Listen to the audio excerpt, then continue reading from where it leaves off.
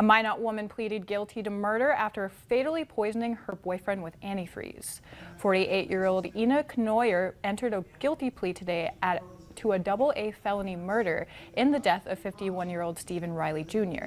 Investigators say they believe Knoyer poisoned Riley with antifreeze on the false belief she would receive part of a multi-million-dollar inheritance upon his death. Police have since said they believe the inheritance likely never existed. Authorities further looked into the matter when some of Riley's friends came forward with concerns regarding the circumstances of his death.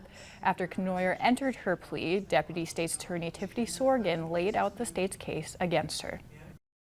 Was Knoyer intentionally or knowingly or willfully caused the death of John Doe under circumstances manifesting extreme indifference to the value of human life by introducing antifreeze into beverages that he consumed, causing John Doe to die of ethylene glycol poisoning. Knoyer will be sentenced in August. She faces the chance of life in prison without parole.